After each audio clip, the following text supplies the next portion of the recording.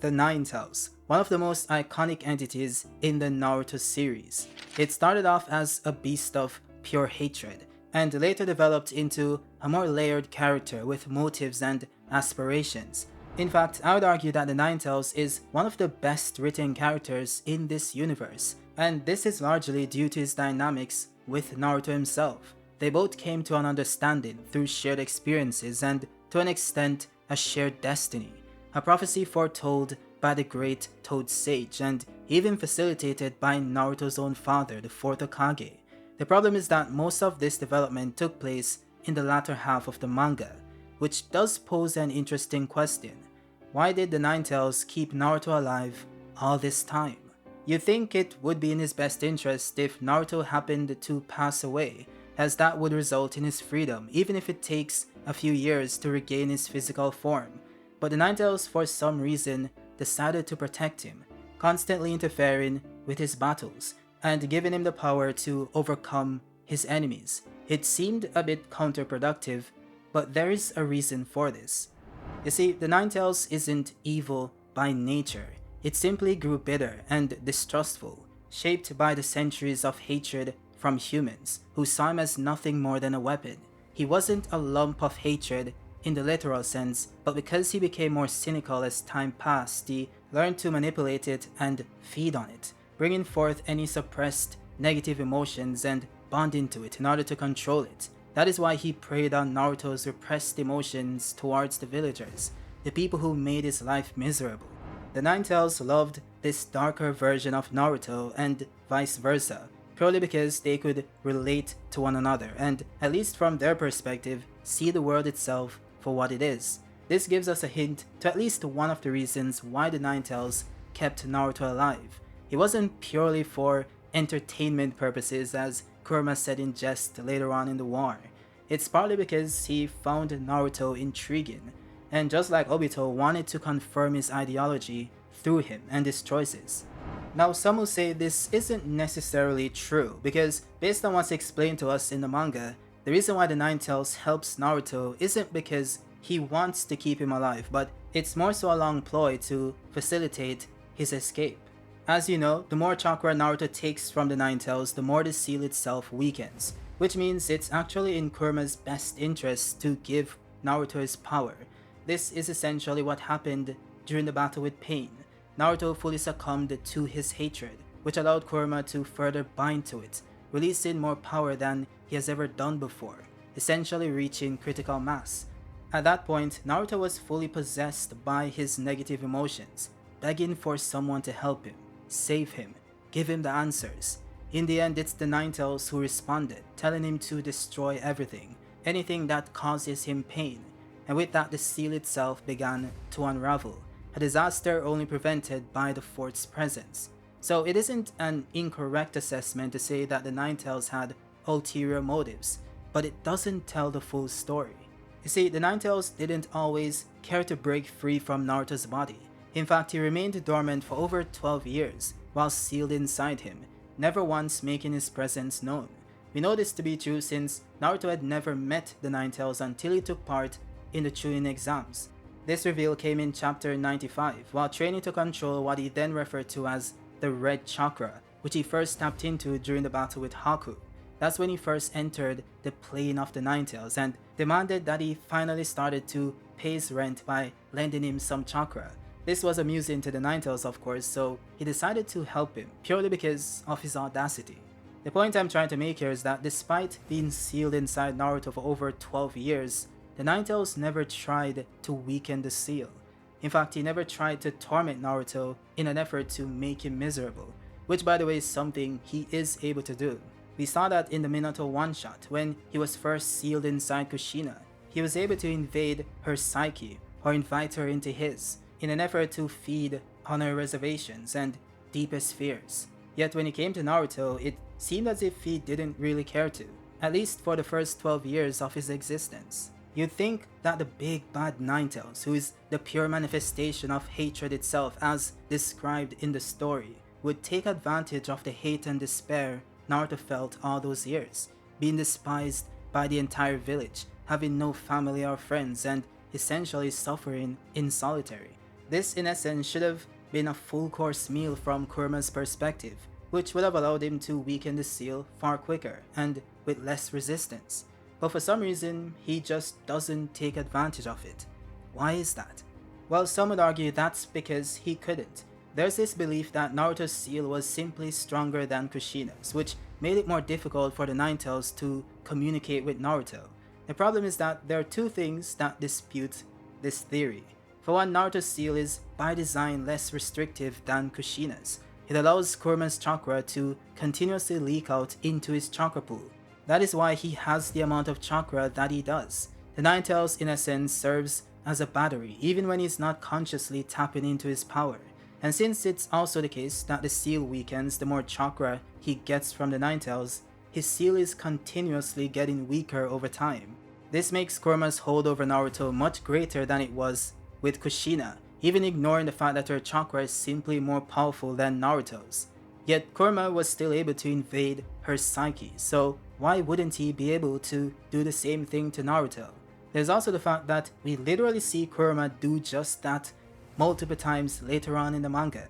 For example, when Naruto first reunited with Sasuke but wasn't strong enough to defeat him, the Ninetails pulled him into his mindscape and tried to goad Naruto into using his power despite Naruto having no intentions of doing so. This also happened again when Naruto used KCM as a light bulb and Kurama just popped up out of nowhere, asking if he's really wasting his chakra on something so trivial. Naruto himself even points out that the Ninetails doesn't usually say anything to him, unless he himself initiates contact, which leads him to believe that the Ninetails might be a tad bit lonely. So even Naruto understands that the Ninetails can interact with him whenever he wants to, but he just chooses not to. Mind you, this is after the seal was reinforced twice, first by Minato during the pain fight and then by Naruto after he defeated the Ninetails. So even if you wanted to argue that this is because Naruto's seal is further weakened, that wouldn't make sense given what I just explained. So if the Ninetails didn't torment Naruto because he couldn't, why didn't he? And why did he all of a sudden start doing it only after Naruto first made contact back in chapter 95?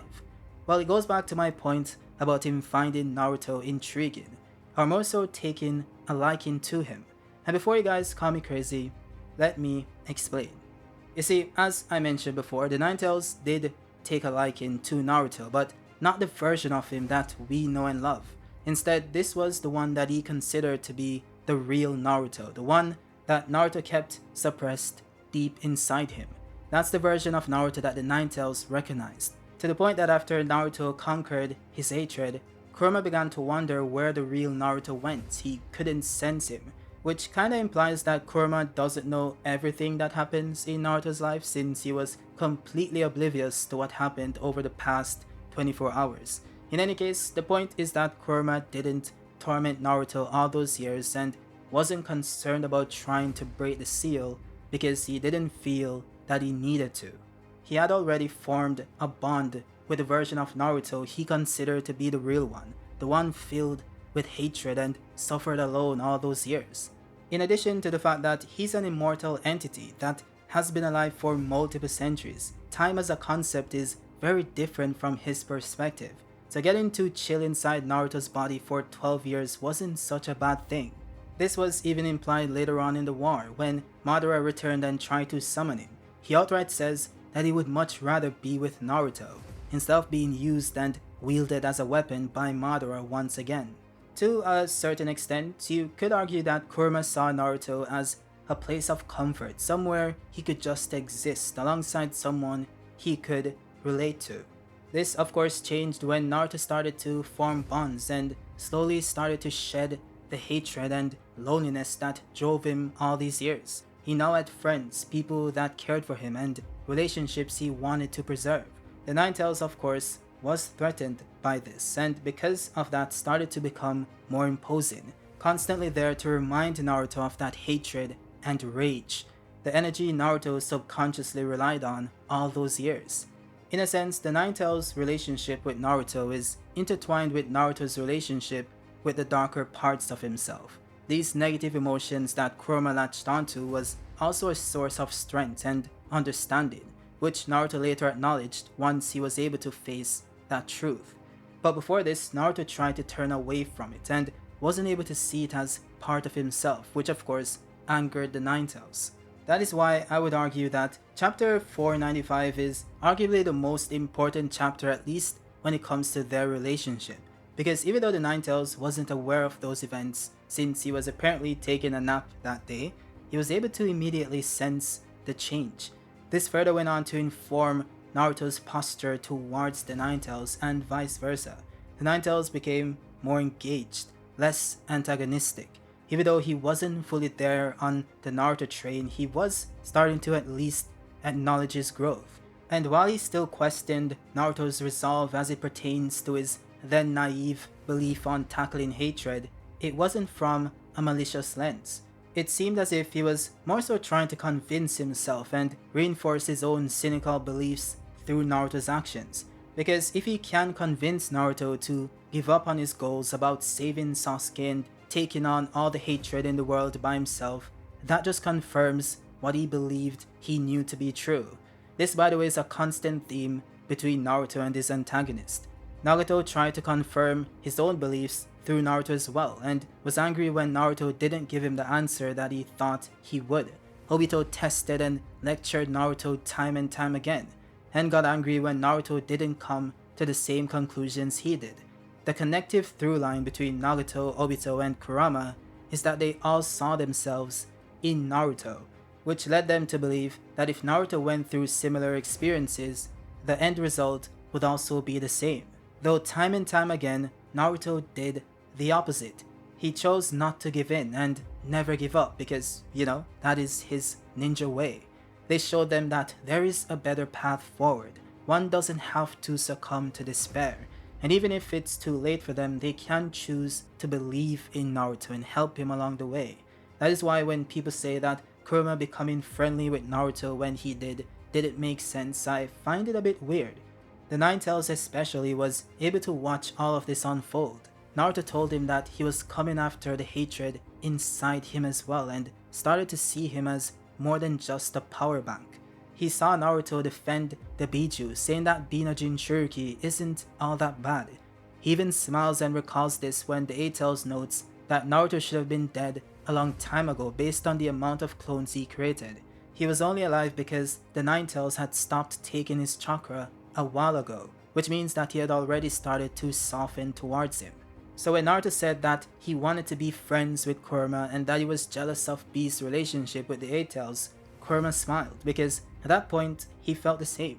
Though he wanted Naruto to prove it through his actions, prove that he sincerely wanted to do something for the Biju, and he did that by saving the Four-Tails. This to him meant that he could trust him, believe in him, and of course, the rest is history.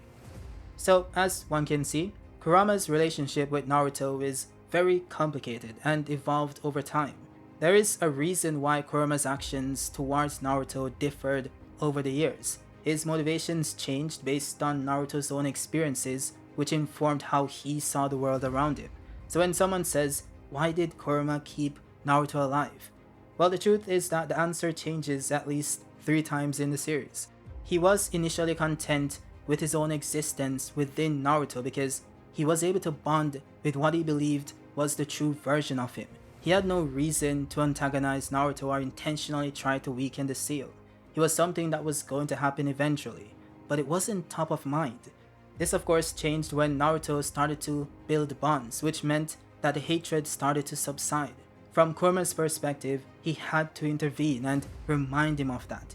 He had to increase his hold over Naruto by giving him more of his chakra, which also served to protect him and prolong his life. The Ninetails even went as far as begging Sasuke not to kill Naruto because this became more than just a means of self-preservation.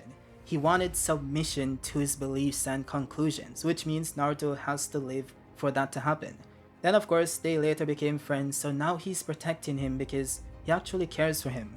Ultimately, this is just peak character development, which is why I believe that the inner demon relationship between Naruto and Kurama is one of the best written dynamics in fiction. I will stand on that. With that said, that's it for the video. If you guys liked it, drop a like. If you're new, subscribe for more Naruto content. And if you guys have any suggestions, let me know in the comments. And also check out one of the videos on screen. You guys might enjoy it.